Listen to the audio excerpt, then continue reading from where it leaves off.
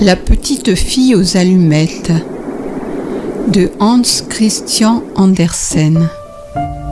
Il faisait vraiment très très froid ce jour-là. Il neigeait depuis le matin et maintenant il faisait déjà sombre. Le soir approchait, le soir du dernier jour de l'année. Au milieu des rafales, par ce froid glacial, une pauvre petite fille marchait pieds nus dans la rue. Lorsqu'elle était sortie de chez elle ce matin, elle avait pourtant de vieilles chaussures, mais des chaussures beaucoup trop grandes pour ses si petits pieds. Aussi les perdit-elle lorsqu'elle courut pour traverser devant une file de voitures. Les voitures passaient.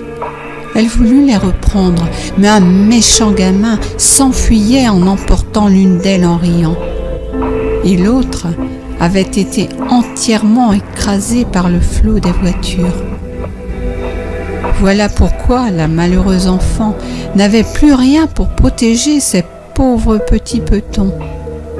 Dans son vieux tablier, elle portait des allumettes. Elle en tenait une boîte à la main pour essayer de la vendre. Mais ce jour-là, comme c'était la veille du Nouvel An, tout le monde était affairé et par cet affreux temps, personne n'avait le temps de s'arrêter et de considérer l'air suppliant de la petite fille. La journée finissait et elle n'avait pas encore vendu une seule boîte d'allumettes. Tremblante de froid et de faim, elle se traînait de rue en rue. Des flocons de neige couvraient maintenant sa longue chevelure. De toutes les fenêtres brillaient des lumières et de presque toutes les maisons sortait une délicieuse odeur de volaille qu'on rôtissait pour le festin du soir. Après avoir une dernière fois offert en vain son paquet d'allumettes, l'enfant aperçut une encoignure entre deux maisons.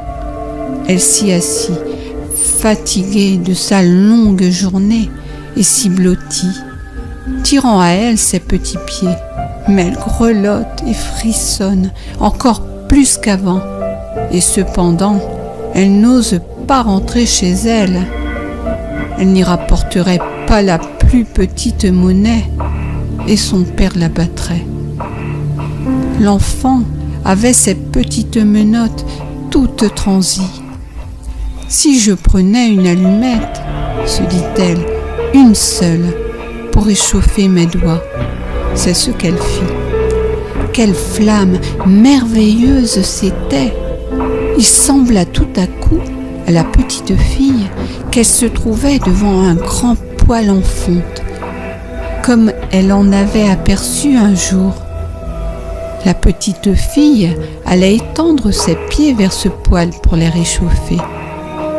Lorsque la petite flamme de l'allumette s'éteignit brusquement et le poêle disparut.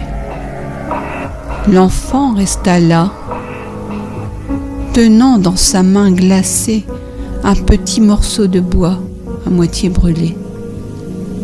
Elle frotta une seconde allumette. La lueur se projetait sur le mur qui devint transparent. Derrière cette fenêtre imaginaire, la table était mise.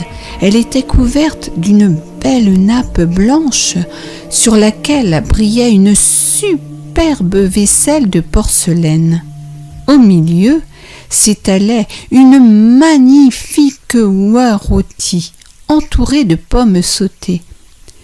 Et voilà que la bête se met en mouvement et, avec un couteau, avec une fourchette, vient se présenter devant la pauvre petite affamée. Et puis plus rien. La flamme de l'allumette s'éteint. L'enfant prend une troisième allumette et elle se voit transportée près d'un splendide arbre de Noël. Sur ses branches vertes brillaient 1000 bougies de couleurs. De tous côtés pendait une foule de merveilles. La petite fille étendit la main pour en saisir une. L'allumette s'éteint. L'arbre semble monter vers le ciel et ses bougies deviennent des étoiles. Il y en a une qui se détache et qui redescend vers la terre, laissant une traînée de feu. Voilà quelqu'un qui va mourir, se dit la petite. Sa vieille grand-mère, la seule personne qui l'avait aimée et chérie et qui était morte tout récemment, lui avait raconté que lorsqu'on voit une étoile qui file vers la terre, cela voulait dire qu'une âme montait vers le paradis. Elle frotta encore une allumette. Une grande clarté se répandit et devant l'enfant se tenait la vieille grand-mère. « Grand-mère !» s'écria la petite. « Grand-mère, emmène-moi !»« Oh, tu vas aussi me quitter quand l'allumette sera éteinte. Tu vas disparaître, comme le poêle si chaud, l'oie toute fumante et le splendide arbre de Noël. Reste, s'il te plaît, ou emporte-moi avec toi. » Et l'enfant alluma une nouvelle allumette, et puis une autre, et enfin tout le paquet, pour voir sa bonne grand-mère le plus longtemps possible. Alors la grand-mère prit la petite dans ses bras, et elle la porta bien haut, en un lieu où il n'y avait plus ni froid, ni faim, ni chagrin. Le lendemain matin, les passants trouvèrent sur le sol le corps de la petite fille aux allumettes. Ses joues étaient rouges, elle semblait sourire. Elle était morte de froid pendant la nuit qui avait apporté à tant d'autres des joies et des plaisirs.